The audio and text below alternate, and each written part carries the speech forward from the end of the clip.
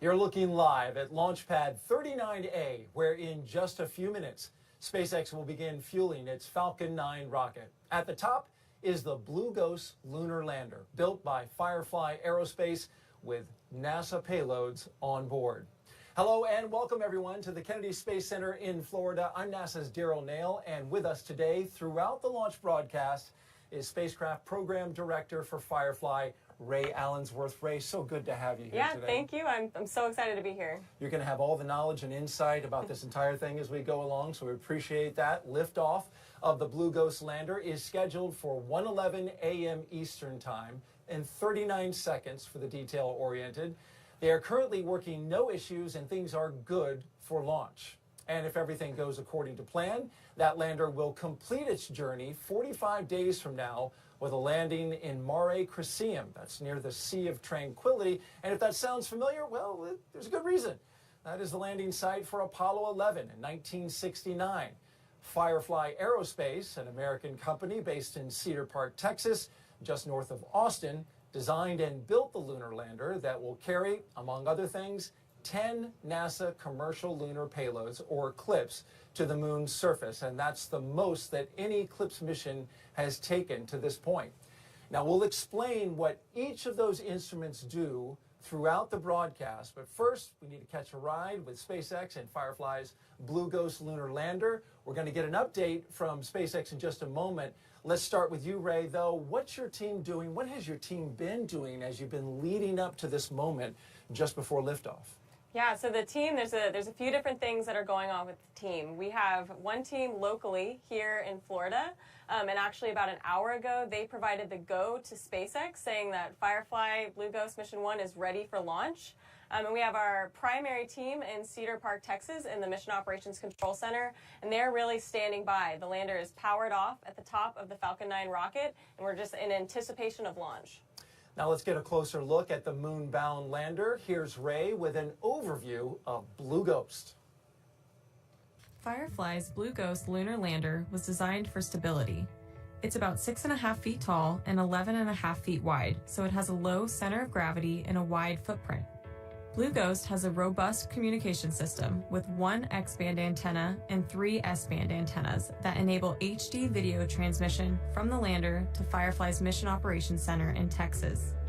The lander has 3 solar panels to help power Blue Ghost and our 10 NASA payloads during transit and on the lunar surface.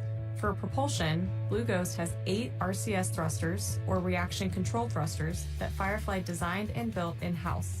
These thrusters help maintain the lander's orientation during maneuvers and independently perform the final descent by pulsing for a soft landing. We have 12 attitude control system thrusters that help point the spacecraft in the right direction. These are actually the same ACS thrusters we use on our Alpha rocket and Electra orbiting vehicles. Blue Ghost has 1 main engine that provides high thrust for our lunar orbit insertion and braking burn prior to landing. The lander has 4 propellant tanks that carry our hypergolic fuel and oxidizer. We have 2 pressurant tanks that carry our helium. Blue Ghost is equipped with 49 struts that connect our upper and lower panels to provide a rigid structure. These struts were built in-house using the same lightweight carbon composites we use on Firefly's launch vehicles. Blue Ghost has 4 carbon composite legs and foot pads that utilize crushed core honeycomb to absorb shock and stabilize the lander as it touches down on the lunar surface. Our foot pads have contact sensors on the bottom that signal engine shutdown upon landing. We have vision navigation software that supports landing by identifying potential hazards on the moon, such as rocks and craters, before determining the safest landing site.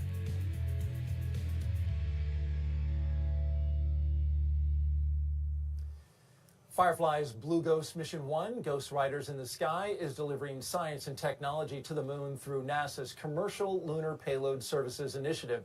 This allows NASA to buy lunar delivery services from American companies for our payloads. In turn, those payloads will help advance science exploration and the commercial development of the moon. The Ghost Riders mission includes approximately 60 days of payload operations, most of which will be spent transiting to the moon. And then those 10 NASA payloads, they'll have about 2 weeks on the surface of the moon to perform their tests, experiments, and other activities. Let's turn our attention now to the rocket that's going to help Blue Ghost get to its lunar destination. Joining us live is Jesse Anderson at SpaceX in Hawthorne, California. Jesse. Thanks, Daryl. Last year, SpaceX was honored to launch the IM-1 mission, the first commercial lunar lander to touch down on the moon. We are excited to partner with Firefly for another NASA delivery to the moon as part of the agency's commercial Lunar Payload Services initiative. This is a special mission for SpaceX today because we are launching not only one, but 2 lunar landers. And we'll share a little bit more about the secondary payload in a bit. And coming soon, SpaceX will launch NASA's IM-2 Nova-C lunar lander mission, also part of the commercial Lunar Payload Services initiative. Also on the manifest this year are NASA's Punch and Spear X missions, as well as the return of Crew 9 and the launch of Crew 10, just to name a few. Now, it's going to be an exciting year for NASA missions. Firefly's The launch out sequence has started. Firefly's Blue Ghost Mission 1 marks our 8th launch of the year after a record-breaking 2024 where we launched 134 Falcon missions. Also last year, our Dragon spacecraft delivered several missions to and from the International Space Station, including 2 cargo missions, CRS-31 and CRS-30, and 3 human spaceflight missions, Crew 8, Axiom 3, and Crew 9, which is currently still docked at the station. Now, coming back to today's mission, we are now at T-minus 34 minutes from liftoff. And while the countdown continues, let's take a moment to meet the vehicle that will be taking these payloads to space today. Falcon 9 is a reusable 2-stage rocket and the first orbital-class rocket capable of reflight. Since first taking flight in 2010, Falcon 9 has launched more than 400 times, including nearly 350 reflights, proving reusability is essential to sustain more advanced and deeper space exploration. Reusability allows SpaceX to refly the most expensive parts of the rocket, which in turn drives down the cost of access to space. And speaking of reusability, this is the 5th flight for the first stage boosters supporting today's mission, which previously flew NASA's Crew 9 to the space station, RRT-1, and 2 Starlink missions. And after it completes its mission today, we will once again look to land and reuse the booster on a future flight. Now, this time the booster will return and land on our drone ship. Just read the instructions, which is currently on standby in the Atlantic Ocean. The first stage, which is the tallest portion of the vehicle, provides 1.7 million pounds of thrust thanks to its 9 Merlin M1D engines. Named after the Millennium Falcon from Star Wars, the 9 in Falcon 9 actually refers to those 9 engines. The second stage is powered by a slightly modified engine called the Merlin Vacuum or NVAC engine. Now, this engine has a larger nozzle, which allows the second stage to perform more efficiently in the vacuum of space. The first stage gets us out of Earth's atmosphere and into space, while the second stage takes the payload to its targeted drop-off orbit. Now, the large barrel structure with the pointed nose cone at the very top of the vehicle is the payload fairing, and it's composed of 2 halves made up of carbon composite material that come together to protect the payloads until we're in the vacuum of space. We'll be attempting to retrieve the fairing halves once again with our recovery ship, Bob. Both halves of the fairing flying today are flight proven, with one side flying for the 20th time and the other for the 12th time. And there you can see on your screen the Blue Ghost lunar lander there, integrated to Falcon 9's second stage in preparation for launch. And you can't see it, but there is a second payload in the photo, iSpace's lander Resilience, which we'll talk about a little bit more later on in the show. Now, Resilience is encapsulated in the payload canister, which is just under Blue Ghost. This is to protect Resilience from the spacecraft above it during launch. Now, when the rocket launches, the canister takes the launch load of the Firefly spacecraft and their payload adapter and transfers it to the rocket structure. Now, it continues to be a smooth countdown. Weather is holding steady, and we're looking good for an on-time liftoff. So while we wait, let's check back in with Daryl and Ray. All right, Jesse, and our hearts go out to everyone at SpaceX who's been impacted by the wildfires in California, and everyone who's working this mission today and pulling it off. Despite those challenges, we greatly appreciate it. All right, joining me now is Firefly CEO Jason Kim. He's here to talk this mission and what lies ahead for the aerospace company. Jason, you've got decades of experience in the aerospace industry, but you've only been with Firefly for a little more than half a year. How's it been going for you so far, leading this company? Well, it's funny you say that. I actually was a customer of Firefly on the Space Force's Victus Nox mission we launched a 24-hour notice mission back in September of 2023. So I got to know the team members. I was just really impressed with everybody at Firefly. It's a very bold team. It's a can-do spirit, and very exceptional in terms of engineering, rocket engines, carbon composites. I can just go down the list. Right. Very impressive in terms of what the company can do, as you say, but Firefly does have the opportunity here to be the first company to soft land on the moon. What gives you, as CEO, confidence that your team's ready to pull that off? Well, I've been through many different high-stakes critical mission operations campaign. It starts with a great launch, so we've got a really reliable, great partner for the launch. But once we separate it, it's all on Firefly, and we've got a great design. It's a great design with margins built in, good parts selection from a great supply chain, and we're very vertically integrated as well. And then I would say that each subsystem is qualified with many hours. The whole lunar lander is qualified. We did the environmental test at JPL, so our hearts and minds go out to everyone in Los Angeles and at JPL. And then, it's down to the people. Our people, our Fireflies, they've rehearsed for many, many hours. They've done dozens of simulations. Our team is back in Cedar Park. They're ready to go. They've been training really hard under Ray's leadership, and they have trust and confidence in each other. And at the end of the day, it's the people that are going to make this successful. And there's an added component to this that I'm wondering if you can share with us. You shared this in a press conference recently, that you talked to the two companies that preceded you in attempts in going to the moon, Astrobotic and Intuitive Machines. You were encouraged to call those CEOs and find out what lessons they had to share. Can you share what they said? Well, first of all, it's something that I wanted to do. That's just my style. I love competition, but in the big scheme of things, we want the CLPS program to be as successful as it can be. I talked to Pam Melroy, who I respect and I've known for many years, and she gave me that advice. You ought to talk to each of the CEOs and find out more. And so that's what I did, and they were very cordial. They took my call. We had great conversations. The number one thing that they would both recommend and advise me on is for our team to be transparent. Open and transparency is really key to get all the support that you can get from the whole world, the nation, NASA, everybody. Secondly, we've looked at all the missions that came before us. It's really hard to do space missions. Going to the moon is even harder. It is. And so it's challenging to do that soft landing, as you know. But our team has looked at systematic things that have happened in the past, looked at, the hardware and software.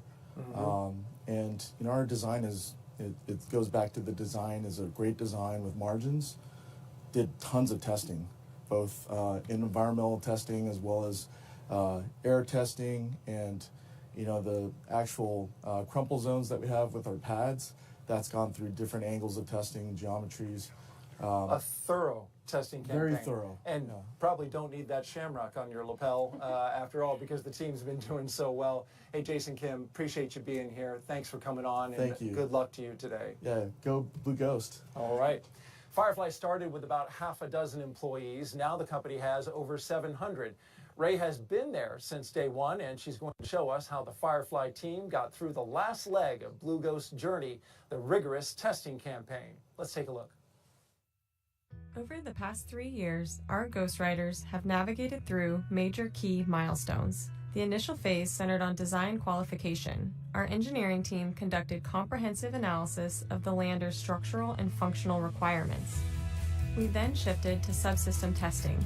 We validated carbon composite structures on the test stands, verified the landing navigation system on a simulated lunar surface at our rocket ranch, and evaluated landing performance through nearly 100 drop tests. For our NASA payloads, we performed detailed fit checks to confirm compatibility with the lander's design specifications. We began the lander assembly process by integrating our fluid lines, COPV tanks, and avionics with our structural assembly. The NASA payload teams then traveled to Texas to integrate their components onto the lander. Following this, propulsion system integration involved mounting the main engine and 8 Spectre thrusters to the lander. Next, we wrapped the lander with MLI, or multi-layer insulation, to protect its systems from extreme space temperatures. The fully integrated lander was transported to NASA's Jet Propulsion Laboratory for comprehensive environmental testing, subjecting the spacecraft to simulated space and lunar surface conditions. Simultaneously, we began mission operations training, conducting over a dozen mission simulations from our Mission Operations Center in Cedar Park, Texas. These exercises allowed our team to practice operational scenarios and refine mission protocols for game day. Upon returning from JPL, we performed final subsystem checkouts and inspections of the lander, verifying all lander systems and configurations were ready for flight. Finally, we shipped the lander to the Cape, preparing for its ultimate journey that begins today. Once the Blue Ghost lander gets to the moon, there are 10 instruments on board that will play a key role in navigating and studying the lunar surface. Joining us now is Mike Selby, who is the mission manager for 2 of the payloads, LMS and Lister. So let's start it off with LMS. That stands for Lunar Instrument, well, actually Lister. Lunar Instrumentation for Subsurface Thermal Exploration with Rapidity. It's a doozy. It is. It measures the flow of heat originating from the interior of the moon. So, Mike, why is that important? So it's important to learn about how the moon has evolved over time. So Lister is a pneumatic drill that is going to use compressed air to drill down in half-meter increments, hopefully to a depth of 3 meters in total. But in those half-meter increments, it's going to deploy a probe that will make thermal conductivity measurements to help determine how the moon was formed. And it's going to drill just like we see in this video right here. Absolutely, it's yes. Kick up a lot of regolith. Kick up a lot of regolith. Absolutely. All right, and as it goes down and drills in, it's going to get those temperatures. Let me ask Ray, how do you integrate a drill underneath your lander? Yeah, so the drill was really fun. Definitely a team favorite. It's one of the payload it's mounted on the bottom deck of our lander, and it's facing the lunar surface. So some of the other payloads are looking up, out. Lister is looking down, so that it can do exactly what Mike just said, drill into the lunar surface. All right, let's go to LMS now. That is the Lunar Magnetotelluric Sounder, or LMS. It measures the natural variations in the electric and magnetic fields from the solar wind and Earth's magnetosphere to determine the electrical conductivity of the moon's interior. All right, well, so we're looking at it now. Yes, and so what you can see there are the remote electrodes that are basically an electrode with wire around it, and they're going to be ejected, 4 of those from the lander on 90-degree increments. And so the opposing pairs will operate kind of like a voltmeter, making those electrical measurements of the moon. Right, and there's 4 of them. It looks like they look like they're about the size of a pickleball. That would be correct. Yes. Or softball. Yeah, and they'll be deployed hopefully about 60 feet out from the lander.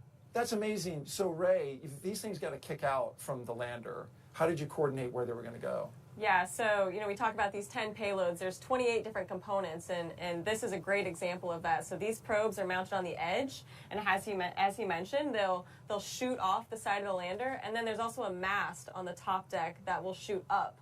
So there's going to be communication from the probes on the lunar surface up to that mast. So it's very interesting. A complex arrangement, but we're going to get some exciting data from it. Absolutely. Mike Selby, thank you so much for coming and joining us today. Thank you. And good luck. All right, for explaining those NASA payloads, we appreciate that. We're going to go back now and check in with the rocket with Jesse Anderson live at SpaceX in Hawthorne, California. Jesse. Thanks, Daryl. And that was so cool to see how interesting that NASA payload is going to be. Very excited to see, what data we can gather from that. SpaceX is part of the Artemis campaign, which includes CLPS that will further lunar exploration with NASA. At our headquarters in Starbase, Texas, we're continuing to rapidly build and test Starship, which will enable us to send large amounts of cargo and crew to the moon, Mars, and beyond. 2024 was a huge year for Starship, and 2025 is going to be even bigger. We've completed 6 test flights so far, and 4 of which were last year. And we're looking to dramatically increase the number of launches of Starship this year with tons of exciting firsts coming, like in-space propellant transfer and our first attempt to catch the upper stage of Starship. Starship had some absolutely mind-blowing moments in 2024, most notably the first booster catch, which saw the Super Heavy booster return to the launch tower to be caught out of mid-air on the chopsticks, a major milestone to the path of full reusability. These flight tests are critical for iterating towards a fully operational vehicle because the more we fly, the faster we learn. Development and manufacturing of Starship takes place at Starbase, one of the world's first commercial spaceports designed for orbital missions. Many new buildings and facilities, including the new launch tower and the 1 million square foot Star Factory designed with the goal of producing hundreds of ships a year, were built at Starbase Stage 2, in RP1 mode 2024. complete. There's tons of work still to be done as Starbase continues to grow and transform into the gateway to Mars. And in addition to all of that, construction is underway at Cape Canaveral's Launch Complex 39A, where an additional Starship launch tower will be coming online. There's so much to look forward to in this era of space exploration, and we couldn't be more proud of our work with NASA to help humanity go beyond low Earth orbit again. But back to today's mission, let's learn more about today's secondary payload. You, the public. So let's get a few of those questions into Ray. And Ray, are you ready? Yep, let's do it. Let's answer some All right. questions. This question is a good one. Will we be able to see live photos or footage of the lunar surface from Blue Ghost? So when Blue Ghost lands on the moon, we won't have a live video or photo, but we do expect to get that first photo back within 30 minutes. So it won't be immediate, but it'll be relatively quickly. You're also going to take some footage of I guess a solar eclipse, right? Yeah, so about 2 days before the end of the lunar day, we expect to see an eclipse on the surface. So we'll take photo and video of that. I'm excited to see that. And you're Yeah. going to have it in high definition. Surveyor, NASA's probes that went to the moon, caught that image, but it was nothing like the cameras that you have now. Also, you're going to look for some levitating dust, like this glowing horizon. Talk about that. Yeah, so at sunset, we expect the regolith on the lunar surface to do kind of what you said, levitate off the lunar surface and create this glow effect. And so we'll have our cameras, taking photos, imagery. A lot of the payloads on the lander are very interested in the regolith, so this will be an interesting event. We'll get to see what Eugene Cernan saw in Apollo 17 during that last trip there back in 1972. Okay, next question. Famita asks, how long will it take to get to the moon? So there are a couple different routes to take to the moon. The one that Blue Ghost Mission 1 will be taking is about 45 days. So we'll be spending about 25 days in Earth orbit, 4 days transferring to the moon, and then another 16 days in lunar orbit. And that's so we can get data, check out the payloads. There are some payload operations as well, so kind of an elongated trip to the moon. Of all those days on that trip, what are you most focused on? I think there's some critical events that are going to happen really quickly after launch.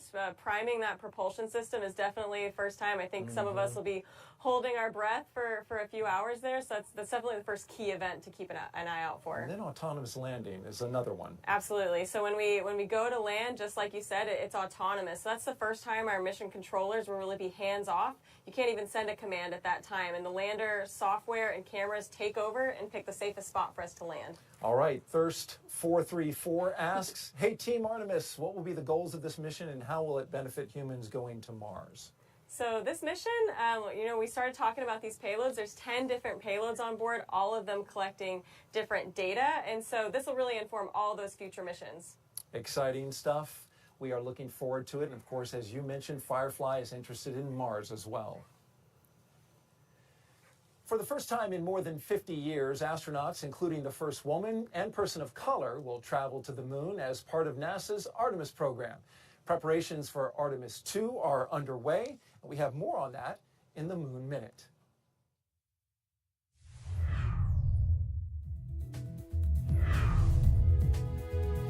Hi, I'm NASA astronaut Victor Glover, pilot of the Artemis II moon mission, and I'm here at the Vehicle Assembly Building at NASA's Kennedy Space Center in Florida, where behind me, booster stacking is beginning for the Artemis II rocket. Mission progress got a big boost recently when technicians with the Spaceport's Exploration Ground Systems team inside the VAB began stacking the first components of the Space Launch System rocket, the solid rocket boosters. 10 segments arrived by train to Kennedy in September of 2023, followed by extensive testing and inspections to prepare for stacking. Technicians inside the VAB are using the massive overhead cranes to stack the segments one by one onto the mobile launcher, which will be used to process, assemble, and launch the SLS rocket. Once all 10 segments are stacked on the mobile launcher, 5 on each side, the boosters will then help support the remaining rocket segments during final assembly, including the core stage and the Orion spacecraft that will take Reed, Christina, Jeremy, and me around the moon and back. The 177-foot-tall twin solid rocket boosters will provide 7 million pounds of thrust during liftoff of Artemis II. That's a look at your Artemis Moon Minute. Time now to tell you about another one of NASA's 10 lunar payloads on this mission. Next up is the the EDS, Electrodynamic Dust Shield, which uses an electric field to move harmful lunar dust off the surface in need of protection. And here to show us how this payload works is the principal investigator, Dr. Charles Bueller. Are you ready for some show and tell, folks? This one's going to be fun. That's right, I got some props here to share. All right, first of all, talk about EDS. What is it and why do we need it? The EDS is a system developed here at KSC for the last 20, 25 years or so. Wow. To lift and remove dust from surfaces without any moving parts, gases, or fluids. And we incorporated our EDS technology into various substrates to do just that. And that's important because this regolith on the moon, it's abrasive, right? It's very abrasive and it is potentially toxic, yes. So we don't want that on our equipment or spacesuits or anything that's moving. Okay, so how does, you've got this setup here. Sure. And to your left, the thing that you're holding there, that's kind of what is encasing your payload, right? This is actually the spare parts of our payload. Okay, all right. So explain how that works when it gets on the moon. So when we land on the moon, a few hours after landing, we deploy a fifth leg, or an SAA, Surface Access Arm, which will deploy 2 instruments, us and PlanetVac, and it will jettison us separately after that, a few hours later, and we will softly land on the moon like this. And how are you going to make sure that you get regolith inside there? Because you need that dirt in there. You need it to do. get dirty. We absolutely do. So we're trying to focus on 2 EDSs, self-cleaning surface, a glass and a thermal radiator. And what's going to happen is when we land, we have 6 other EDSs that their whole job is to lift dust from the surface and direct it and deflect it onto our EDSs. You know, hold that up for a second, Dr. Bueller, because you can see through those little bands, right? What are those? It looks like that the dirt can pass through Those them. are just electrodes. The same thing in our transparent EDSs. They can kick up the They sure regolith can. onto it. Okay. So Okay, and so now let's show us how this technology works. Once you get it dirty, once you then get what? it dirty with the reduster, you can show here. So if you have a glass system, a camera lens, or something, we got a camera you can get overhead. it really dirty on the moon. Oh yeah, okay. And that's bad news. Yeah. So you don't want that. So you want to turn on your EDS, and then voila, dust will come Look off. at that, just All right clean. off the surface. Yeah. And that is electrical current that's creating this? That is an AC square wave signal. Okay. Low current. Now, can we give it a tougher test? Can you really get this? I mean, we can get my 1.5-year-old to come in here and throw dirt. He's very good at throwing dirt if you need help. Well, we'll keep adding dust. Why not? Yeah. You know, Hey, it's live TV. What could go wrong? Yeah. cover the whole thing. How Oh, about that? now you're talking. And what I can also do, once we de-energize that might take a few more minutes. It doesn't take too much longer. So We're just that's talking about harmful regolith. Literally nothing moving, no moving parts, no gases, and it's just coming off the surface. pretty And cool. it still continues to work it right off. Yep. That's fantastic. And what's nice is if it's on, we can't get dust to stay on it. Come on. Ah. That's also very useful. That's fantastic because these little dust particles, as I understand on the moon, as you were just talking, are like little shards of glass. So you don't want that stuff to stick. What do you expect to happen on the moon when you do this? Now, on the moon, we have to polarize the dust, so that takes a little bit longer. So we apply a DC field for a few seconds, a few minutes. That's based on the resistivity of the dust.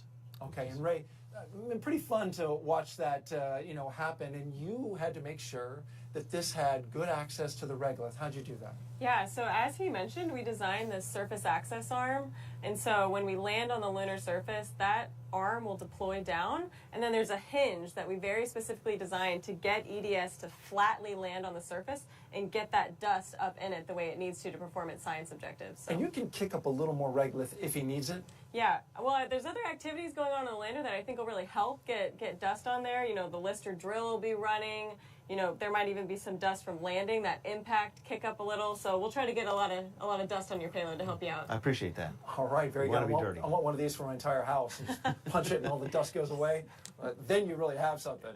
We are looking forward to this experiment. Thank you, Dr. Charles Bueller, for being here. Thank you for the demonstration. And Ray, appreciate your insight on how you integrated into the payload. That's great. All right, well, thank you very much. All right, time now to tell you about another one of NASA's 10 lunar payloads. We're going to have so much more of these lunar payloads coming up in the show. We're going to get to that in just a little bit.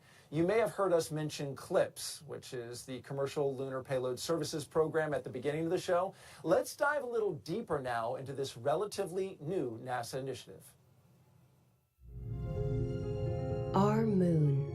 It seems so close in the night sky, but getting there is really hard.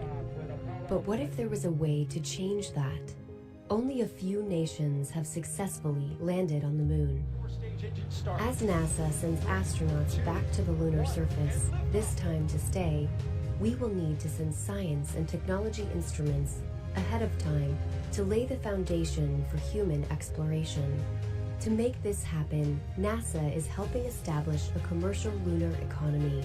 For the first time ever, there will be commercial delivery services to the moon. We are enabling American companies to send our payloads to the lunar surface for us. These delivery services will expand our capabilities for exploration, radically increasing the amount of science we can achieve.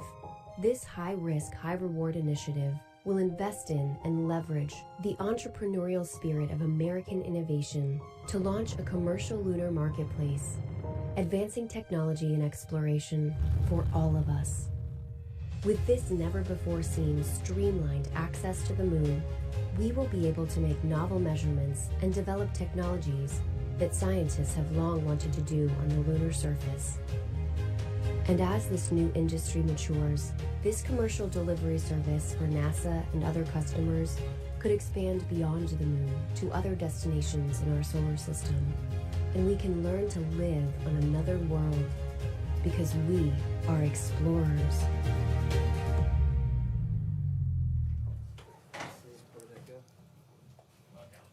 And we're getting close to liftoff, just T-minus 8 minutes and 15 seconds until launch of Firefly's Blue Ghost lander on a SpaceX rocket.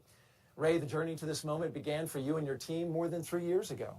Yeah, it's been quite a journey getting here. This contract was awarded in early 2021, and so, all this work over the last few years is leading to this moment. And you've got a pretty big team. Talk a little bit about that. Absolutely. We have a team of dedicated engineers, operators, technicians, and support staff that have been working tirelessly to make this mission a success. I'm incredibly proud of what our team has accomplished and what we'll continue to accomplish once Blue Ghost begins its road trip to the moon. And what's your sense of how the team is feeling right now? You've done a ton of preparation. You've been there from the start with these folks getting ready to do this mission. Yeah, the team right now, I think, is just filled with anticipation, excitement. I was messaging some of them earlier, and I think today it really started to set in, when you see that Falcon 9 go vertical on the pad. So just excited to finally start our journey. And we're looking live at the Mission Operations Center in Austin, Texas, Firefly Aerospace. You can see the folks sitting there. This is the mission team. This is the team that's going to be there all the way to landing and beyond. Engine chill has started. Absolutely. So you can see all of them kind of sitting there. They're getting prepped. They're getting their consoles set up. They'll probably start getting some initial data from that first ground station, but otherwise, with the lander powered off, they're really just waiting for deployment and power on. Ray, I'm wondering, Firefly, as a company, you've launched before, but this is the first time that you're launching to the moon. Is it different? I think it's a little bit different. I'm sure the Alpha team, the first time they launched, they feel very similar to how I feel right now. But really for launch, it's a few hours and then your mission's over. For us, this is really just when our mission Stage one, begins. fuel And it load leads complete. into these 60 days of operations in orbit and on the surface. So it's kind of a surreal feeling. It's hard to explain. And you get to look up at the moon at night and say, we're going there. Yep. So I think all of us kind of started looking at the moon a little differently. You know, leading up, the engineers would text us, 3 full moons till we launch, 2 full moons till we launch. And so you look up at night and you get filled with excitement. Well, we are excited as well. We're going to go out and watch that launch. In the meantime, there's the moon. There's where you're headed. Let's send it back to SpaceX in California as they walk us through the final moments of the countdown. Thanks, Daryl. At T-minus 5 minutes and 40 seconds to liftoff, all systems are currently go for an on-time liftoff at Launch Complex 39A at Kennedy Space Center. And the moon was looking great, but we were waiting for a call out for the strong back retraction coming up here shortly. What's going to happen is the clamp arms around the top of the second stage, which is just below the fairing, will begin to open up. Once those clamp arms open up, then we'll begin to move the strong back away, slightly away from the vehicle. And that process will take about 20 seconds. Vehicle, the TE or transporter erector will be just about a couple degrees away from the vehicle. And then at T0, we'll move it about 45 degrees above the pad deck. For a strong back retract. And that will make the way for liftoff for Falcon 9. And we did hear that call out that we are preparing for strong back retraction. That should be coming up here in about 20 seconds. Now, the strong back is that vertical structure just behind the vehicle that you see there on your screen. Strong back lower has started. And there's that call out that the strong back retraction has begun. Now, again, what you're going to see is those clamp arms just below the fairing are going to begin to open up. And once they're fully open, that'll make way for the transporter erector to move away from the vehicle.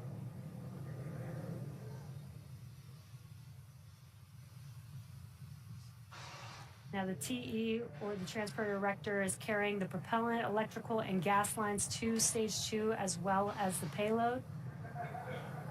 And there you can see on your screen that those clamp arms are now opening up. And this is a good view here because you'll be able to see that TE start to move away from the vehicle. It's pretty slow, but you should be able to see it here in a few seconds.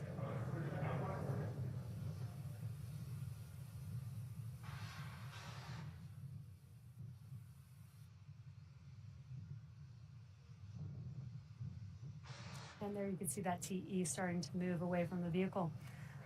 And once Falcon 9 commands for liftoff, hydraulic cylinders pull the strong back even further away, again to that position about 45 degrees above the pad deck.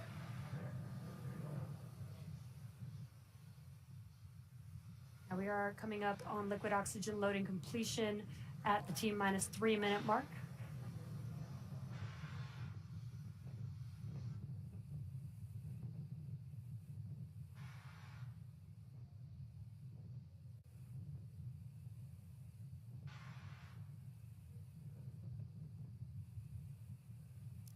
Now, for some reason, Stage 1 LOX load complete.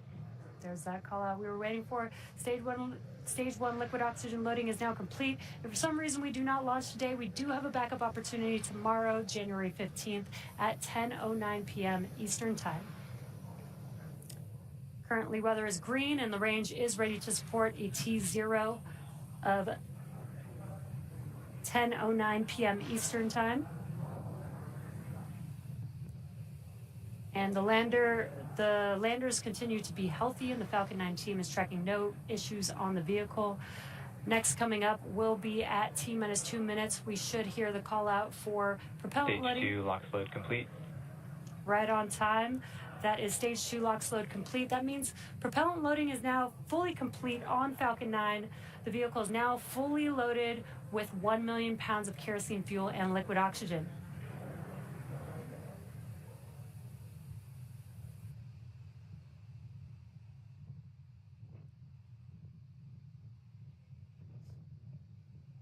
And just a correction, it is 1:11 a.m. Eastern Time for liftoff tonight. Gas launch closeouts has started.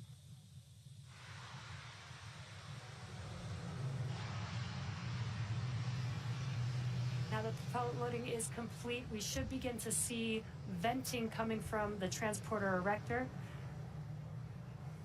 That is just clearing out those propellant lines from the TE in preparation for liftoff.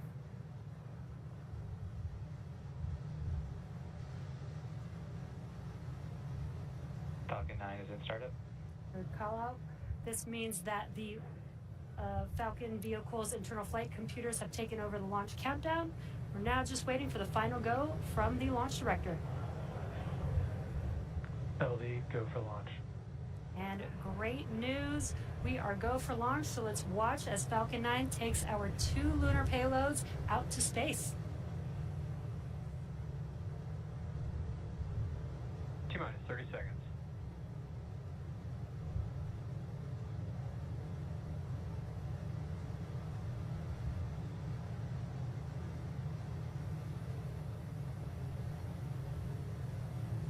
T-minus 15.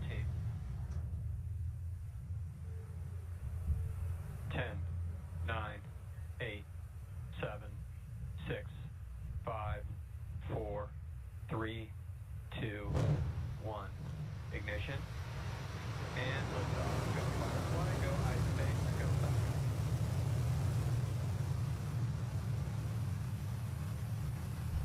Vehicles pitching downrange.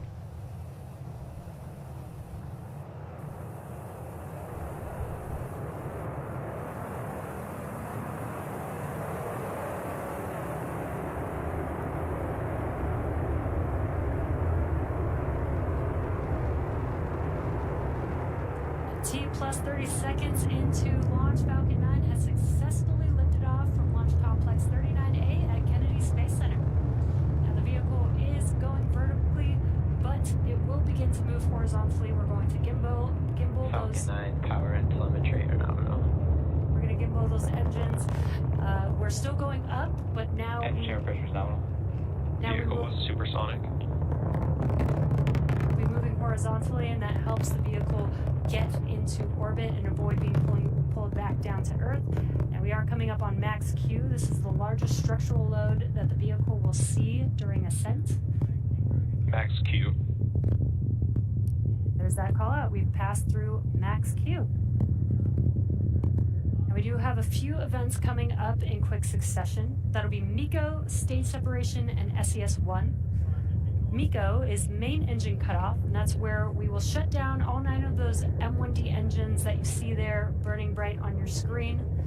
That prepares the vehicle for stage separation. That's when the first and second stages separate from each other, and the first stage will begin to make its way back down to Earth, while the second stage carries the payloads and continues with its journey with SES-1, or second stage engine start 1. And that's where we will ignite the MVAC engine on the second stage. And shortly afterwards, we will have SECO, where the vehicle will coast. So we are coming up on those 3 events that I just mentioned: MECO, stage separation, and SES-1 in just about 20 seconds from now.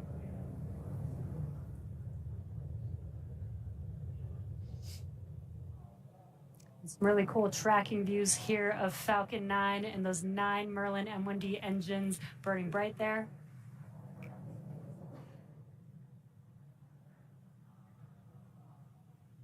MECO. Stage separation confirmed.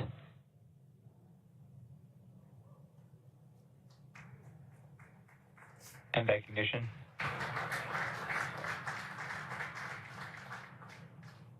And great views. We watched as we shut down those 9 Merlin M1D engines, stage separation, and now you can see there on your screen that MVAC engine has ignited, again carrying the 2 lunar landers aboard Falcon 9's second stage. And there on your left-hand screen, you can see that the first stage is deploying its grid fins. Those hypersonic grid fins will help guide the vehicle back down to Earth. And in about 15 seconds or so, we will also have fairing deploy. We have the fairing protecting the payloads through ascent. But once we're in the vacuum of space, we no longer need that protection, so we will jettison those fairing halves.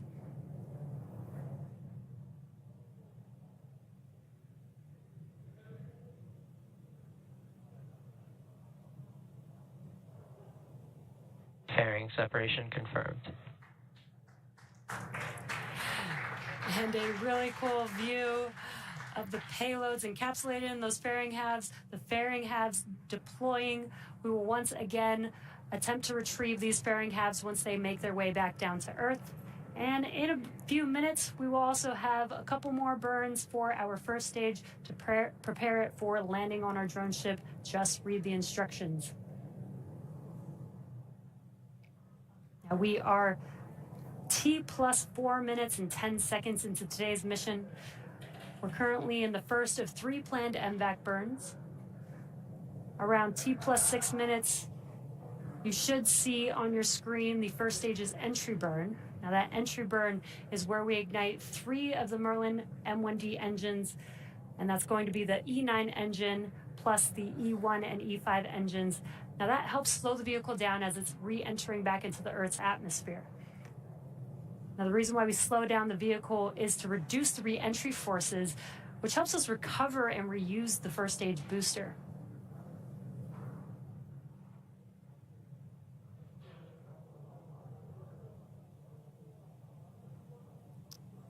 So far, everything is looking nominal. Stage 2, still carrying our lunar payload and on a nominal trajectory.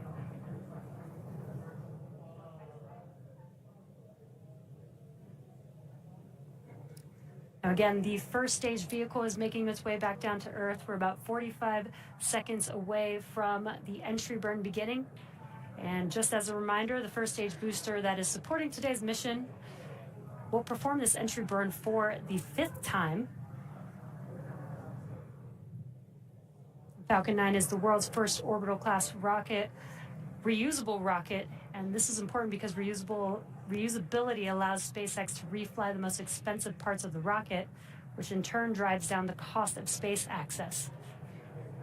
So we do have that entry burn coming up just about 10 seconds. Again, that will be 3 engines reigniting for just about 20 seconds or so.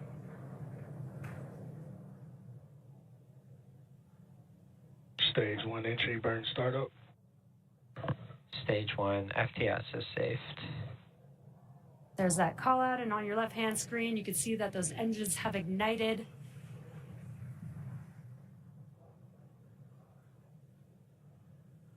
Again, helping to slow down the Falcon 9 booster as it's making its way back down to Earth. Stage 1 entry burn shutdown.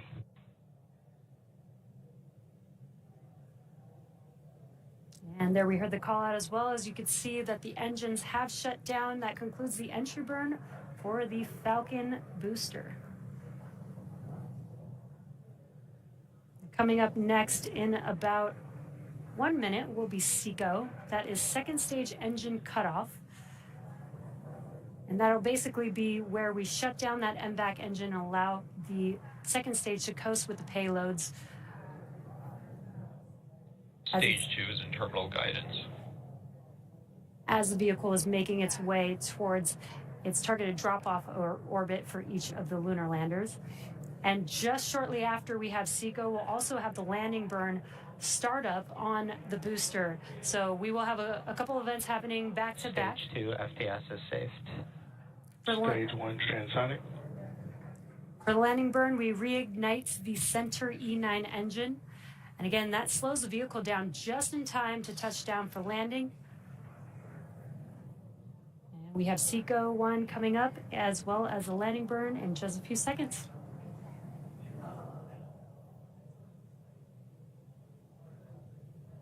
SECO.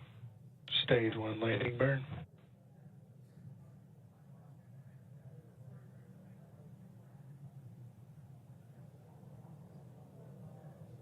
Nominal orbit insertion. Cool view of first stage, touching down for landing. Landing leg deployed. Stage 1 landing confirmed. And there you can see on your screen, the Falcon has landed on Just Read the Instructions. That marks SpaceX's 398th recovery of an orbital class rocket, and that includes first stage landings for Falcon 9 and Falcon Heavy. Now we're just waiting for confirmation of good orbit.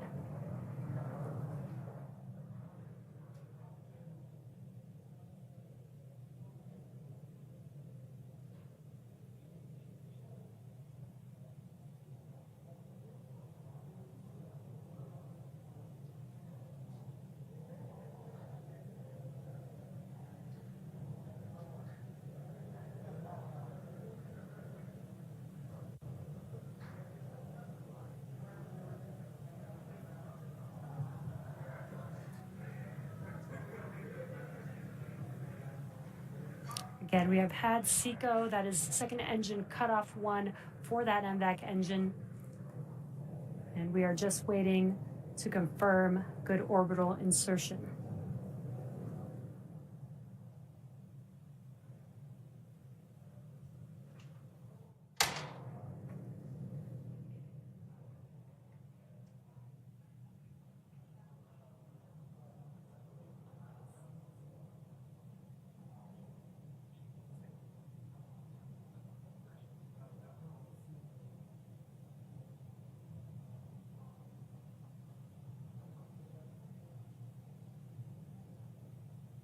And we have confirmed good orbital insertion.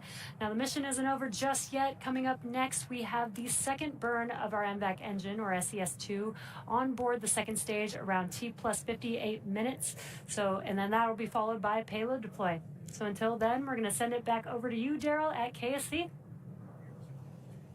All right, thank you very much. If you're just joining us, we are just into the mission here, T plus 10 minutes and 30 seconds into the flight of the Falcon 9 with the Blue Ghost riding aboard. And it was, as you can just hear, a nominal orbital insertion. Great news. We just witnessed it live right here from the Space Coast at Kennedy Space Center.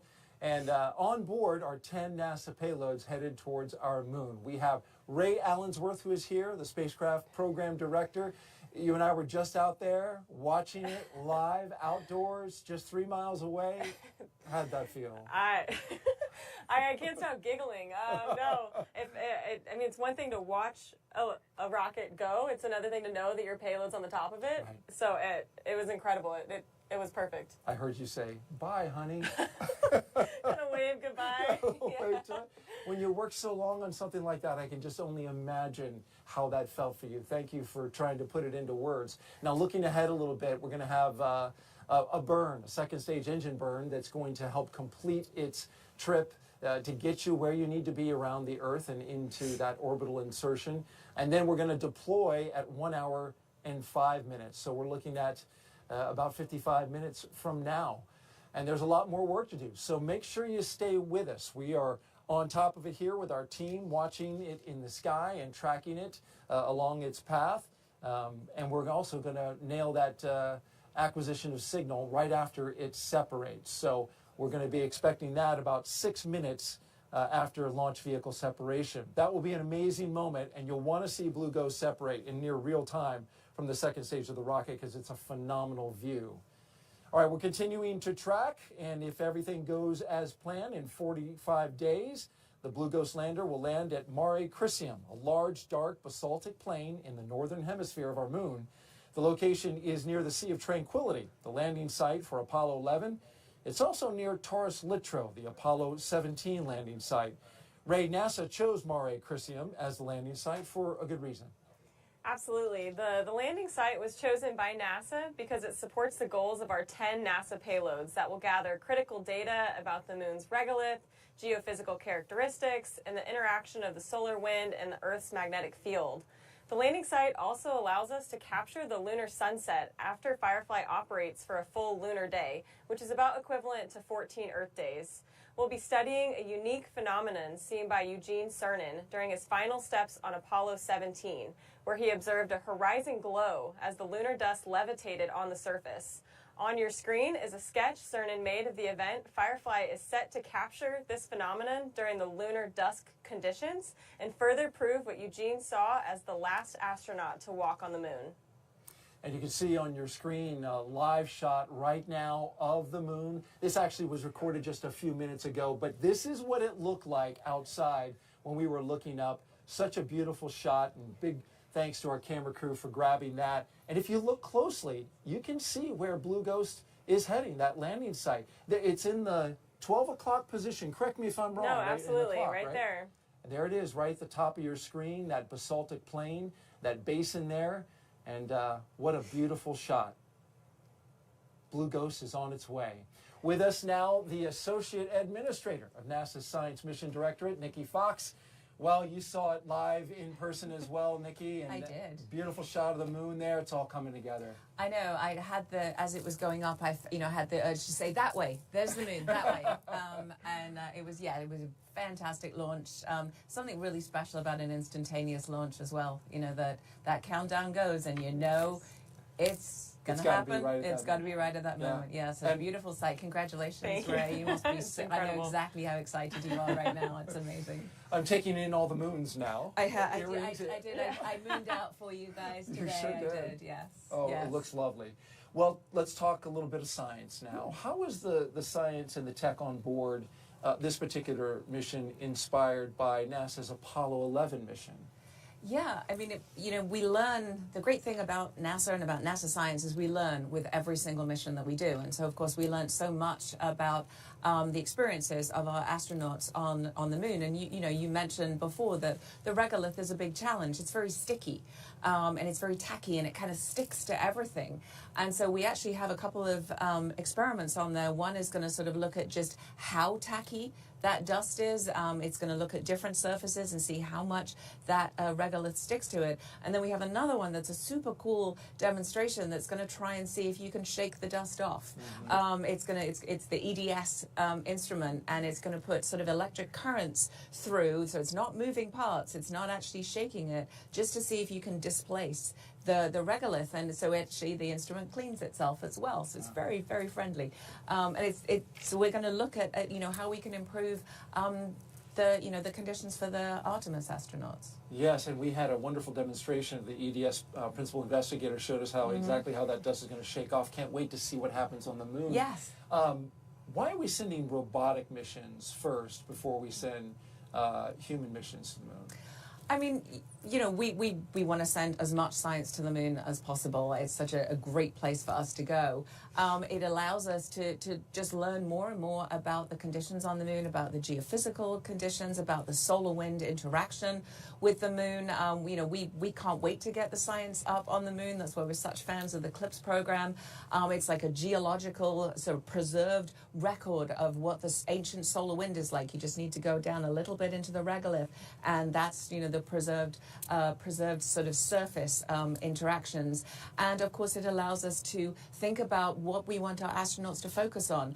They will be able to bring back the samples from the moon for us to be able to study, and so to be able to kind of help focus on which samples, what do we want for them to bring back. This is all stuff that we can do with these kind of advanced sorties that we're doing with the CLPS program. Advanced sorties. Well, I like that. That sounds good. And in this plane, and briefly, it's a basaltic plain. There's a volcanic feature nearby. Yeah. Tell me what the relevance of that is, Mons Luttrell, and why you're interested in that. Well, I think Ray just kind of nailed it. I mean, it's a great place for us to go. It's a region that we think the astronauts will be interested. It's a really great place. Loads of interesting features. The actual area was caused by an impact from an asteroid. It flooded that area full of that lava. It's a very dark lava, very similar to what we have on Earth.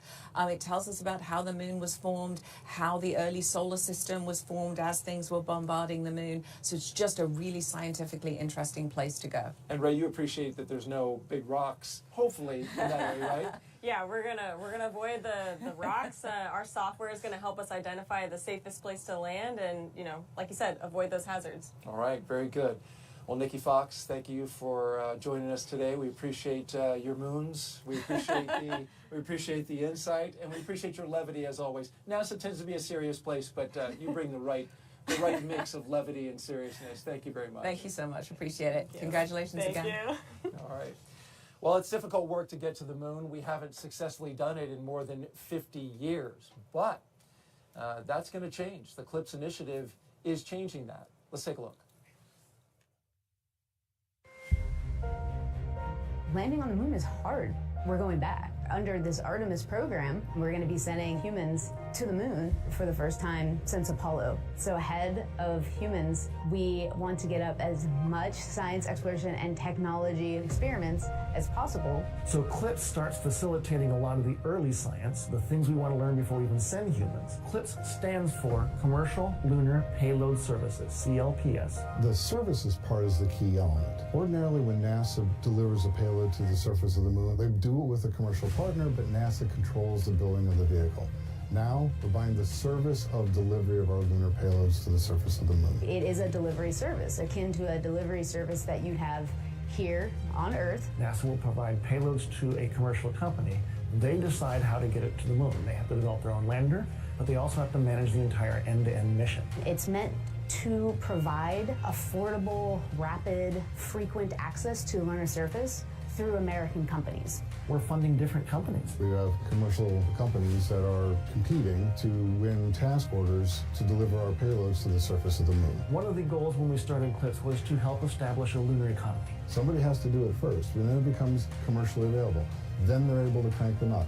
Then they're able to make it more affordable. And so the lunar surface is just the next frontier for a commercial environment. But we had to acknowledge up front, all the way through the highest levels of the agency leadership, that some of them will fail. These missions may not be as successful as a traditional NASA mission. We have accepted the risk that going through this innovative approach with these commercial companies, that there could be some failures. Some of them are new companies. None of them have ever successfully landed on the surface of the moon. So they're going to learn lessons. We need to give our vendors the opportunity to learn.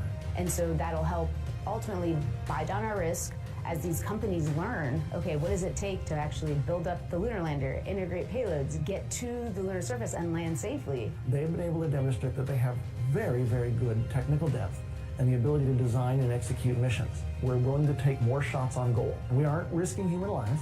And in the big picture, if we're flying missions at 1/10 of the cost of a NASA mission and we fail 2 of them, we still get 8 missions for that same price. Even with 1 or 2 or 3 failures, this is still a very economical proposition. It's a risk posture which is more risk tolerant than NASA is accustomed to.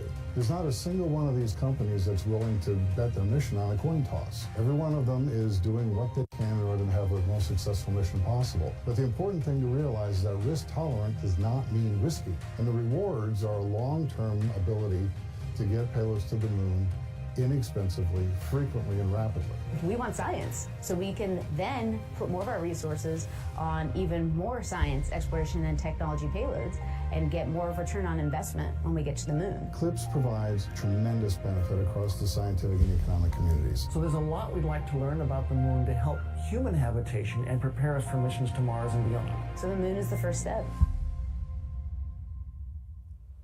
All right, we've been going through each of the 10 payloads throughout the show, and now we've got a doozy. 5 of the payloads right now, and that's half of the ones going up to the moon. Joining us now is Dennis Harris, mission manager for those NASA payloads, and appreciate you being here. It's good to be here. Let's start now with the Lunar Planet Vac, or LPV, which collects samples of lunar regolith from the surface.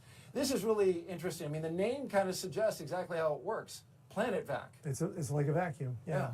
They carry up their own compressed gas, blow down on the regolith, collect it, and then put it in a canister. And this is a tech demo, so the canister in the future can be used to return the samples to Earth, or it can be used to send to any instruments on the spacecraft for in situ measurements during the mission. Yeah, if we wanted to bring it back, we could. Correct. And there you see it, Ray, as it's mounted there underneath the Blue Ghost. Tell me how you had to account for this thing, which is touching the regolith.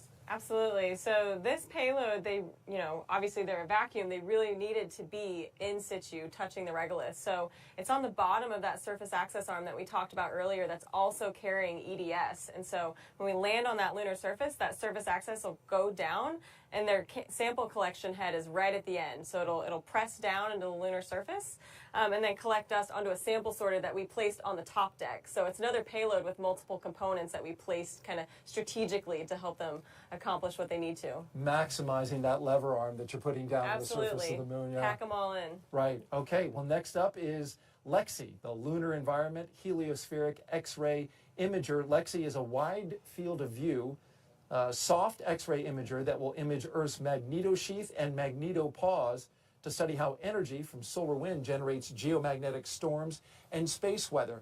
This one's interesting to me because this is looking back at Earth rather than looking at the moon. Correct. And as Brian Walsh, the PI, said yesterday, this is going to be the first global measurement of the Earth magnetic field and the interaction with the solar wind. And we can see in this graphic where they interact. Explain that to us. Well, this is where the solar wind meets the magnetosphere, and what happens is you see the bright yellow and red spots, they're giving off energy. And so we're going to look at the photons, which happen to be in the frequency of soft X-rays, to see what's going on. What a unique area to look at that. And I take it, Ray, that it had to go on top, right, in order to look up. Yeah, this payload, very top deck. It's also mounted on a 2-axis gimbal. So this is a gimbal that we really specifically designed. Yeah, you can see it there. So that LEXI can look back specifically where it needs to collect that data. So pretty intricate gimbal, but I think it was a lot of fun for the engineers to kind of solve that problem to get LEXI pointing where it needs to. That's cool, that 2-axis gimbal, a solution coming from Firefly. You got to appreciate that. We do. All right, well, this instrument that's next is, we have a demo right in front of you. A RAD PC. This is a radiation-tolerant computer system. Dennis, why do we need radiation-tolerant computers? Well, radiation is a killer for computers. Ionizing radiation could cause a bit flip, could crash the whole system. This particular system is going to use a set of 4 CPUs to kind of count each other and make sure each other's, there has been no single events. And so if it senses one, it puts one of the pads offline, uses the other 3, rewrites this one, puts it back on. And so radiation hardened hardware is very expensive. And right. so to build a shell around it, that's expensive, and it's heavy, right? It's heavy, and this is 95% commercial off the shelf. How about that? And so it's order of magnitude cheaper, and I believe it could be the future of space computing. Really jump the computing power on the moon in an area that's really tough for computers without adding weight. I like that. That's good stuff. All right, 3 down, 2 to go. Next up is NGLR. This is the next generation lunar retroreflector, right? And it's a target for lasers on Earth to precisely measure the distance between the Earth and the moon. Explain that, how that works right there. Well, range finding observatory on Earth is going to shoot out a laser pulse. It's going to hit this, and it's going to return it. And the nice thing about the next generation is it's built so it's going to return the ray to where the observatory is going to be. Not where it was, but where it's going to be on the Earth. So this is going to allow us to make precise measurements and watch the surface of the moon as it moves around. And actually, this is a follow-on to Apollo retroreflectors. Some of the same team that put the Apollo retroreflectors on the surface are working this program as well. That is a fun fact and worth mentioning. In 1969, University of Maryland physicist Doug Curry helped design 3 still-in-use lunar instruments placed on the moon by Apollo 11, 14, and 15. And he worked on this one. He is the principal investigator, yes, Dr. Curry. How about that?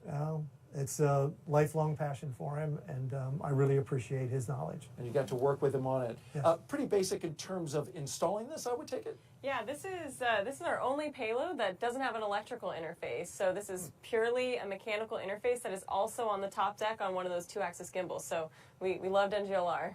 Right, very good. All right, and last but not least, we have the Regolith Adherence Characterization, or RAC. Now, I kind of like this one because of all the different samples that are on board. Yes. It's going to determine how lunar regolith sticks to a range of materials exposed to the moon's environment. So there it is. What are all those little, circles on the wheel? So those are all different material samples. So some are spacesuit materials, some are optical materials, some are Teflon, some are aluminum.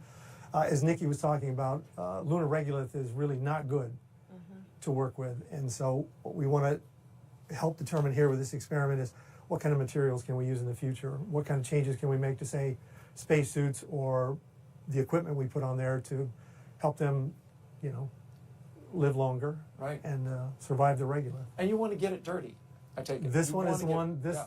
much like Rad PC, who wants all the radiation can get, we want all the dirt we can get, so to speak. So how did you accommodate that, Ray? So this payload is, it's not on the bottom deck, well, facing the moon. It is kind of facing outward, though. So that wheel is exposed outward. It's not covered by any of that gold MLI you see on the rest of the lander, so that when we land, anything that kind of puffs up will go and hit those materials, and you'll be able to study how they affect all those. And if you don't get enough regolith on it, is there anything you can do to help it out? I think a lot of the other payload ops will help it as well. You know, maybe we'll toss a cold gas thruster their way if they need a little more. We'll play with that. But they should be able to get covered pretty well. There's literally a negotiation going on right here. Yeah. It's like, okay, we'll take that, right? That's a good idea. Wow, ideas coming out on a live broadcast. I love that. All the work that's been done. You had 5 of these. You must have been pretty busy. I was. It's very challenging, but it's a new paradigm. And these are low cost, more risk tolerant. And the teams that worked on them have worked hard for the last 4, 5, 6 years. Human interest note. You told me that you invited your mother, Yes. 90 years old, to come watch this launch as something to mark off her bucket list. Absolutely. It just happened. How did that go? Oh, she loved it. Right up front, loved it, especially the sound. She took the video, and she was all smiles. And she has an engineering curiosity, right?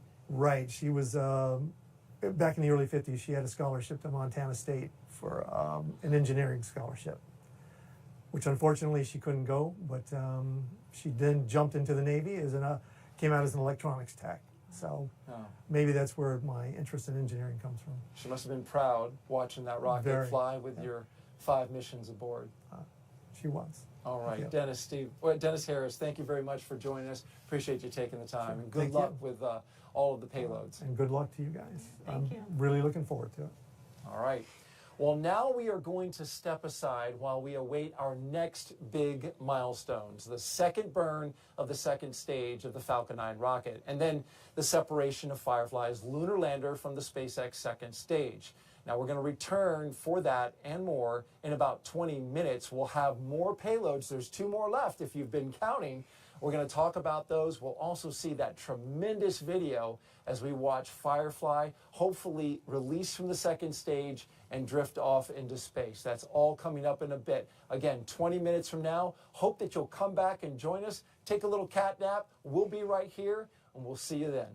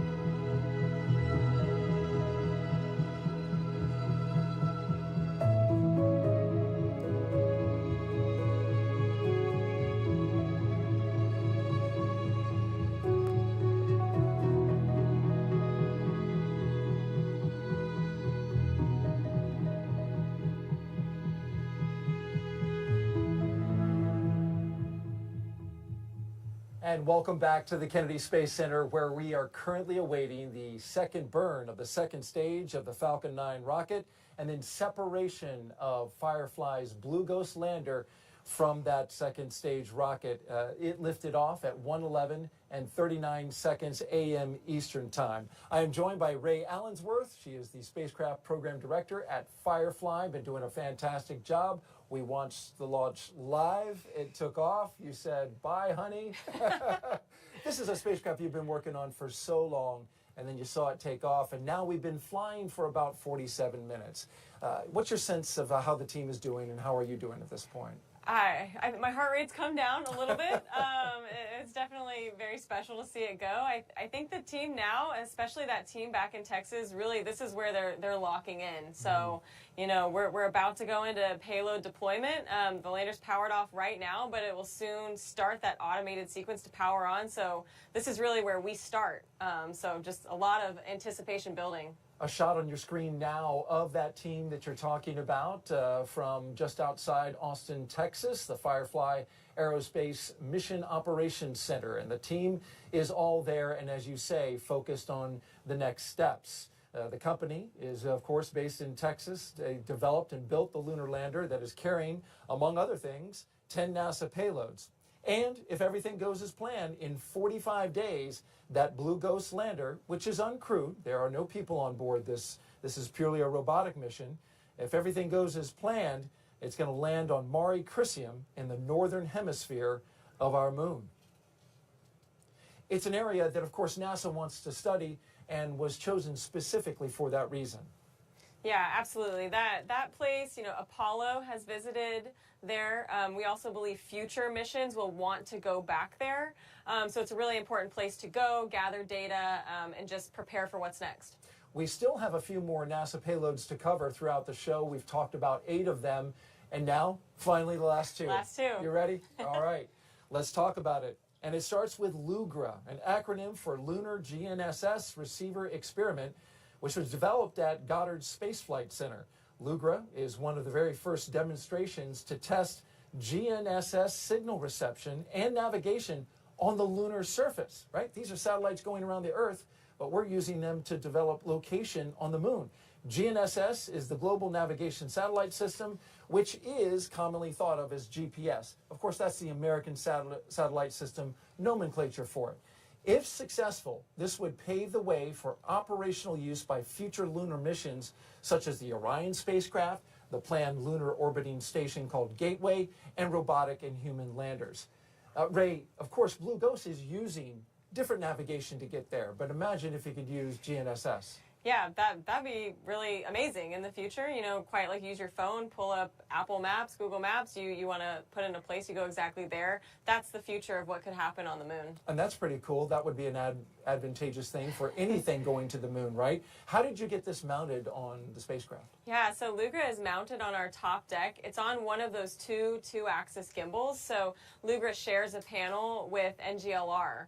And this is a really special payload. This was in partnership with the Italian Space Agency.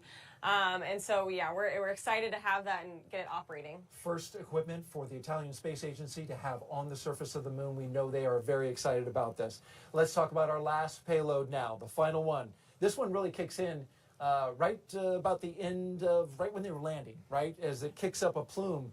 It's SCALPS, and it stands for Stereo Cameras for Lunar Plume Surface Studies. It was developed at NASA's Langley Research Center in Hampton, Virginia. SCALPS is an array of cameras placed around the base of the lunar lander to collect imagery during and after descent.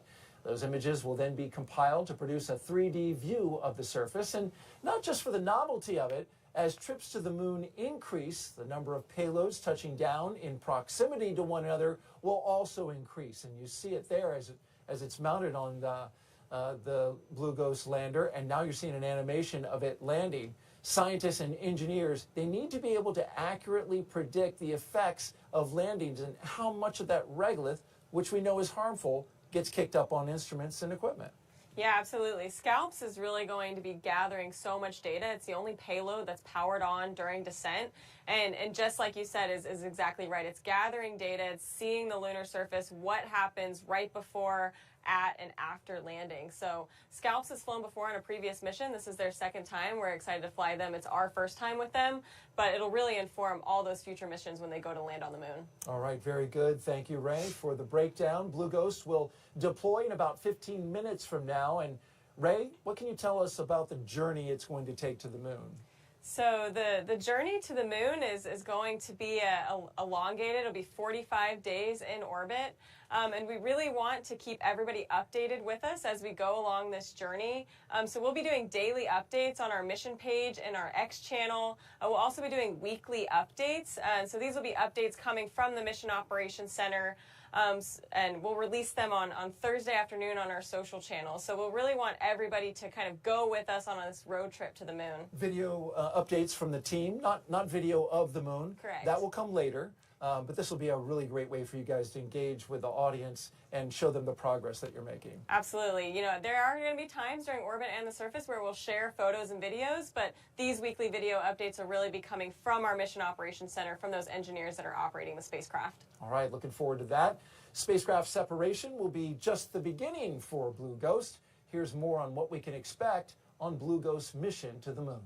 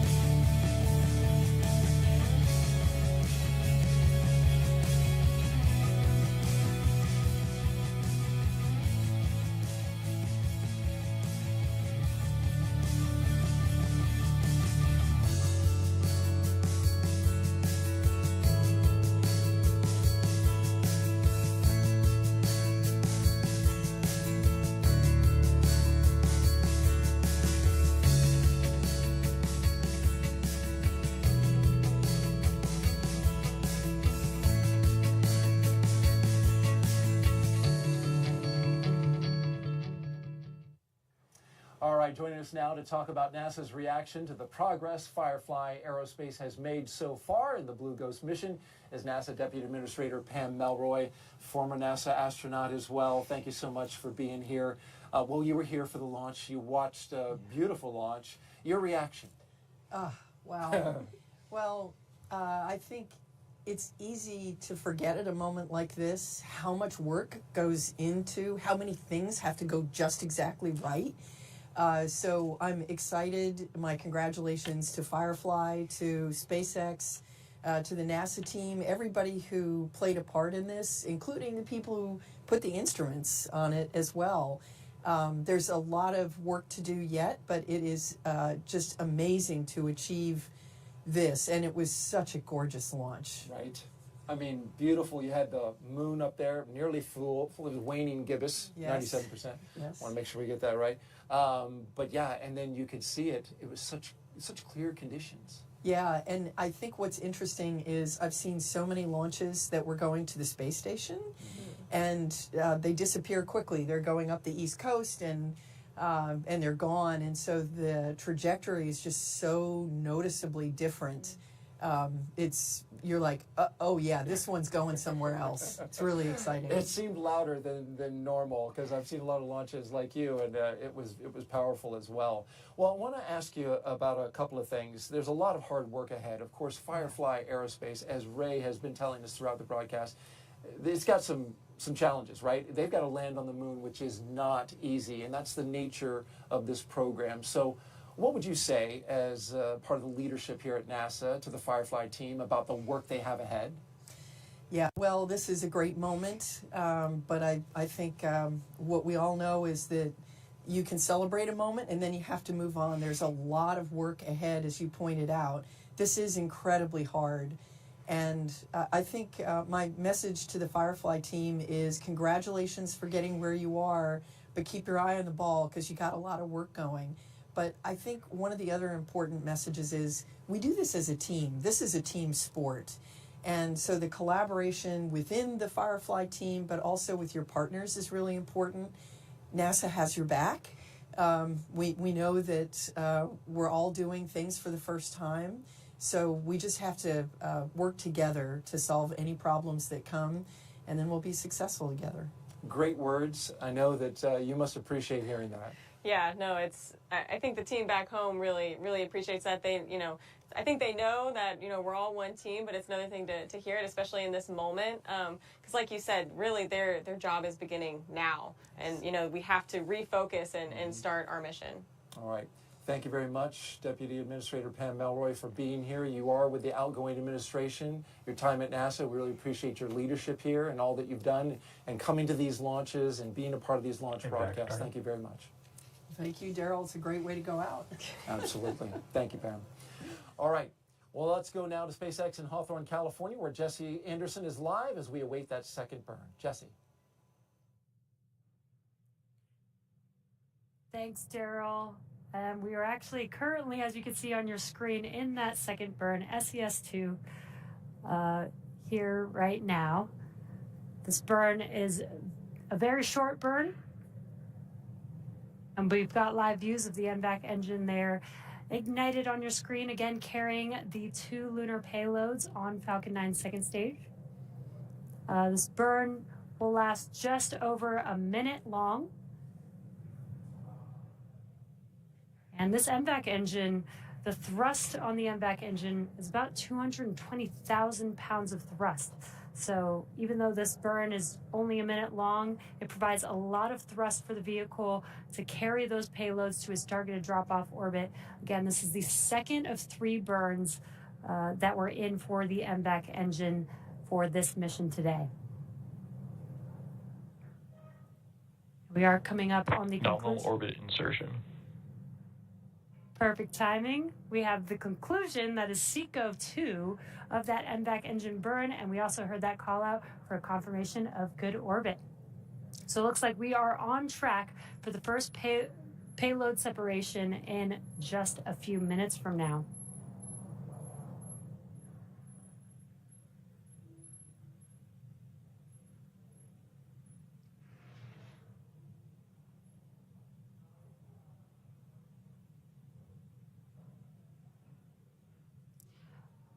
Now, if you're just now joining us, we have just had SES-2 and SECO-2. That's the second of 3 burns for the NVAC engine. And it's been a great launch so far. Next, we have the deployment of Blue Ghost coming up here in just about 4 minutes from now.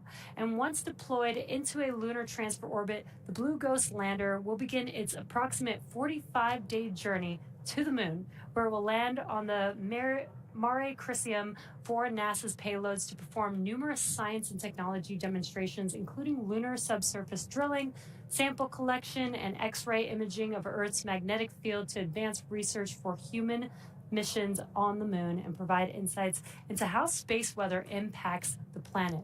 So very exciting coming up here. Again, Blue Ghost deployment is coming up in just under 4 minutes from now. And just to recap the mission so far, we had an on-time liftoff at 1:11 a.m. Eastern Time, and everything has been proceeding nominally. We had a good stage separation, which occurred about 2.5 minutes into flight. That was followed by a successful landing of Falcon 9's first stage on a drone ship. Just read the instructions. And that was also the 5th flight and landing for the specific booster that supported tonight's mission. And for those of you following along, that booster also supported NASA's Crew 9 mission, RRT-1, as well as 2 other Starlink missions. Now, just before the T+8 minute mark, we had a successful second engine cutoff for SECO-1, and that was also followed by a confirmation of a good orbital insertion. And that was the first burn of the second stage engine. The second one, again, just completed just a few moments ago. Now, the vehicle is currently coasting with the payloads attached. And we are a couple minutes away from the first deployment of our first spacecraft. Again, that will be Blue Ghost. And there you can see an awesome live view of the Blue Ghost spacecraft on board Falcon 9's second stage.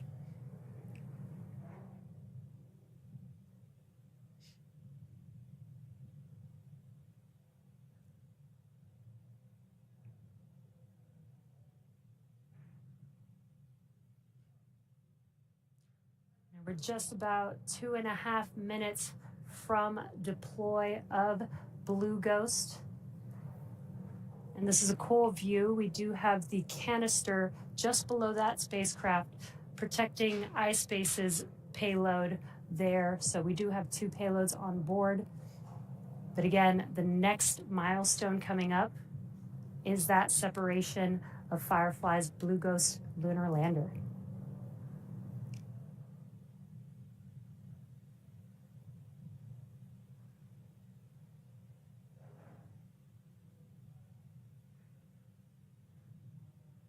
Just as a reminder, once Blue Ghost is deployed from Falcon 9's second stage, it will have about a 45-day journey on its way to the moon, and then it will have about 14 days of lunar surface exploration. So this is a pretty exciting mission. Very excited to see the spacecraft begin its journey here in just about a minute and a half. And once again, there you can see a live view of Blue Ghost there on your screen, still attached to Falcon 9's second stage. We're anticipating deployment in just about a minute from now. I'm getting some really awesome, cool views. This is looking aft at the MVAC engine with a beautiful Earth in the background. These lunar missions are really cool because the Falcon 9 vehicle gets to get really far away from Earth, and we get these awesome Earth views.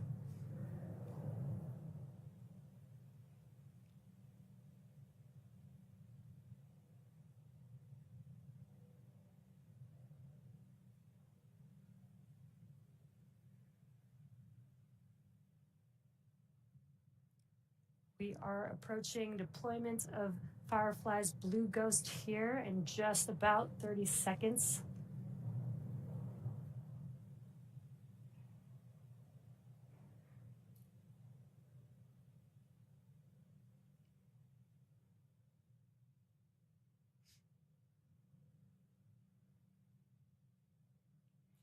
With these live views that you're seeing here, we should be able to get a really good view of deployment here coming up in about 10 seconds or so.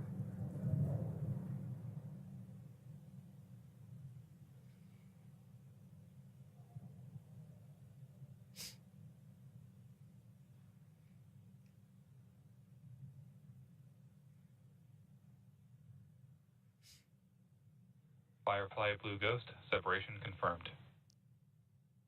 And there you could see, and you also heard the call out for confirmation that Blue Ghost is drifting away from Falcon 9's second stage. From all of us here at SpaceX, it has been a pleasure having you on board, Blue Ghost. Safe travels. SpaceX is honored to be a part of NASA's Commercial Lunar Payload Services initiative to deliver science and technology to the lunar surface. And we want to thank Firefly for entrusting us with today's historic mission. All right, thank you very much, Jesse and the SpaceX team. FC-Com on ops. Wow, what a ride. We're listening in First now. command at 3.1 is to enable carrier. Com is go to enable carrier. FC, please enable carrier. You're listening to the Firefly Mission Operations Center team. All comms be advised, SpaceX has delivered the separation state. Flight FC, I confirm that I see carrier enabled. Copy. Comms confirms carrier is enabled. All right, Ray, this is your team. They're talking. You got the flight director in Com there. steps 3.2, 3.3, please verify at your discretion. Right, so... Tell us what they're saying. So right now you're hearing the team go through the steps that are required to power on the lander and determine its position relative to the sun, and make that first communications contact. So those mission operation controllers just outside of Austin, Texas are going through that process. It's an autonomous process. That'll take several minutes. And so, the spacecraft right now is approximately 848 kilometers away from the Earth. And they're going to start pinging that lander as it's going through this autonomous process. So we'll be able to hear that. We're in range of the Hawaii ground station. And then in approximately 50 minutes, a penumbra event that FIDO will update. Right, so he's talking about that first ground station that we're going to make contact with. That's in Hawaii. So they're configuring that ground station to be able to make contact with the lander. And to be clear, you mentioned they're getting ready to power up, but they have to establish that communication first, right? Absolutely. So that autonomous process will take several minutes. So that's the power up process. And then they'll start sending what we call no-op commands to the lander. So it's just pinging the lander about every 60 seconds. All calls be advised, we would drop off nominally. And then we're basically just waiting for that kind of handshake, that just acknowledgement from the spacecraft that it's hearing us. And that was a good call out as well, that they confirmed. Video FIDO, if you do have the correct separation time, please comment in the logbook. That SpaceX dropped you off exactly where you needed to be in orbit at 1 hour and 5 minutes. Yeah, so that's definitely a really important check. Figuring out exactly where the spacecraft is step one. And then once you get your orientation, it's really forming that baseline of where's the spacecraft, what state is it in, and then moving forward from there. BSP is available for the trajectory. Copy FIDO, please comment the expected penumbra time as well in the logbook. So you hear Jackson there. He's our flight director, kind of walking the team through those initial steps of gaining signal. And we jumped right into the work. The file is ready, and we are working on commenting in the logbook right now. That the Firefly team is doing in order to get that signal. We barely had a moment to soak up that separation, so we're going to re-cue that up right now. Ray, and I want to get your thoughts as the sun participated in a little bit of drama as it separated to go to the moon. Yeah, you couldn't ask for a more perfect shot there with the sun in the background. Look at it go. Sunburst. It's beautiful. I need a frame of that. But yeah, you see it. I think how she stated it's drifting away. That's kind of a bittersweet thought, but it's on its way to the moon. That was an incredible shot. The sun. Yeah. You couldn't have intentionally framed that up any better with the sunburst. Just we planned it exactly that. Well done. Thank you. Well, the team is continuing to work, and we heard a little bit of flurry of activity because, as you mentioned and have talked about throughout the show, that this is the moment where the Firefly team really engages, the moment to acquire the signal from the spacecraft. If you're just joining us, we launched at 1:11 and 39 seconds a.m. Eastern Time from the Kennedy Space Center in Florida on a SpaceX Falcon 9 rocket carrying the Blue Ghost. We expect rate damping in approximately 18.5 minutes. Then we traveled, did a couple of burns for about an hour and a half flying with various coast phases in between there. And then you just saw the separation at 1 hour and 5 minutes. And now, myself, Daryl Nail with NASA, and Ray Allensworth, Spacecraft Program Manager with Firefly, are listening in to the communications that the team is doing as they work to acquire the signal. Yeah, and this signal, it can take anywhere from between 5 and 30 minutes to get that signal. Anywhere in that is considered nominal.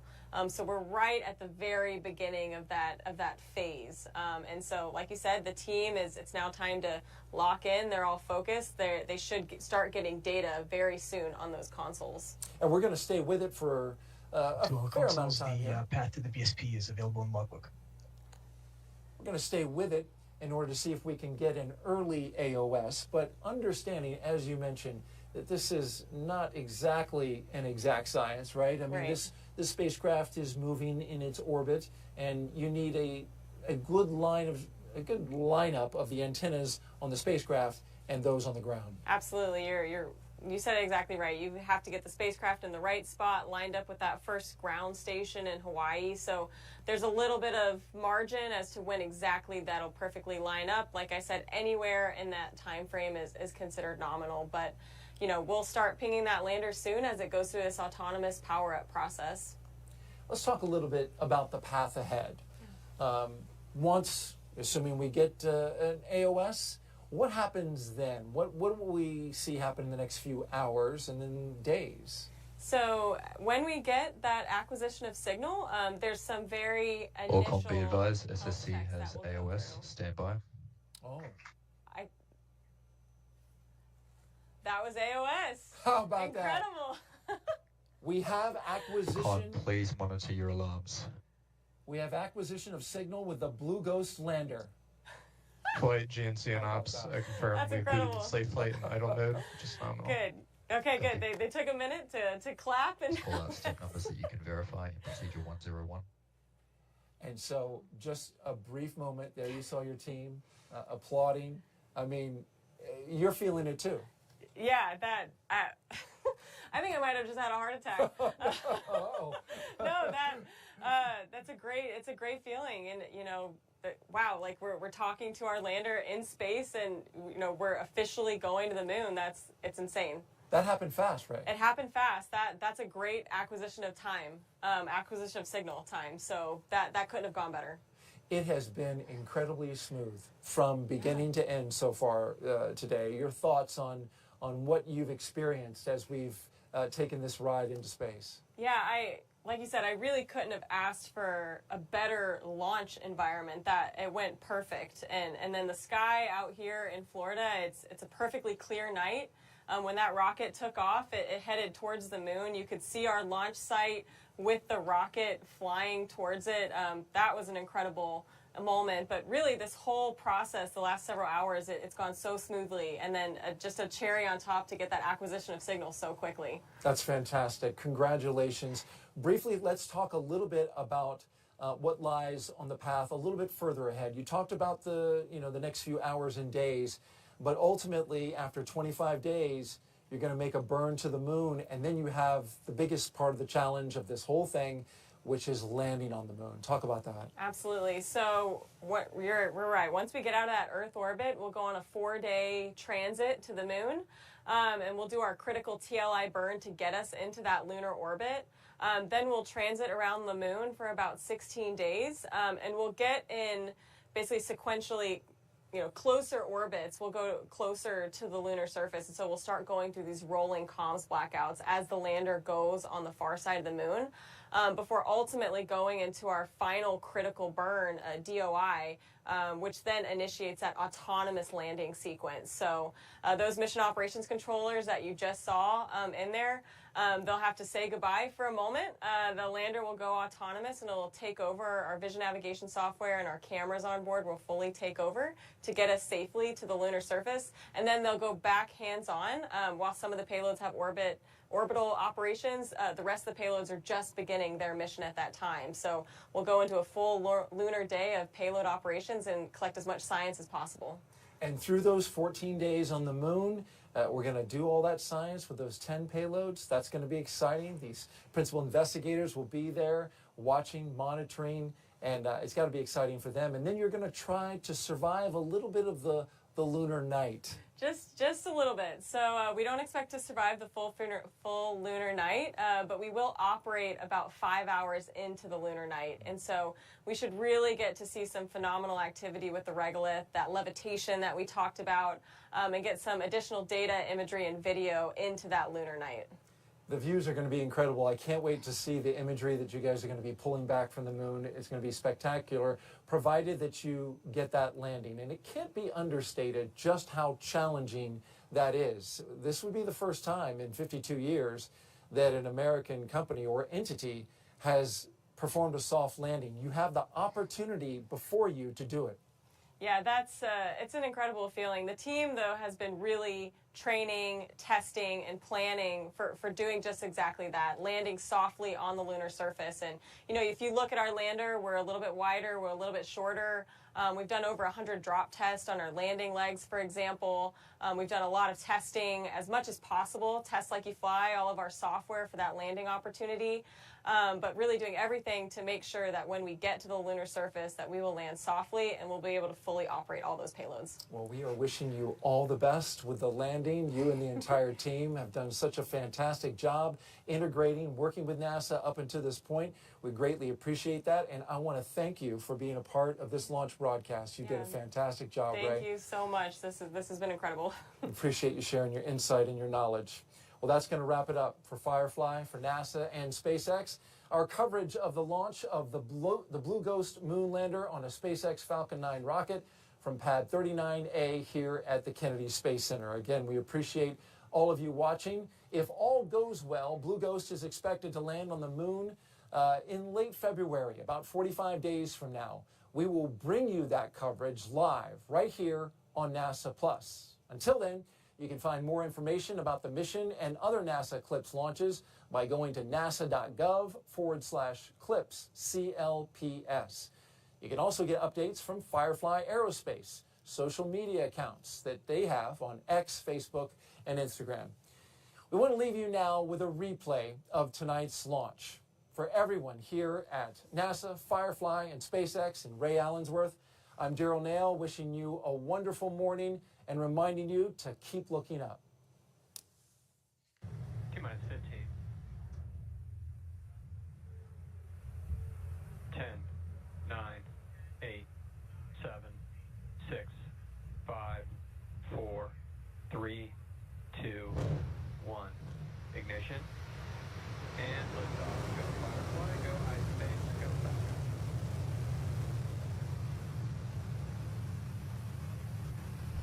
Vehicles pitching downrange.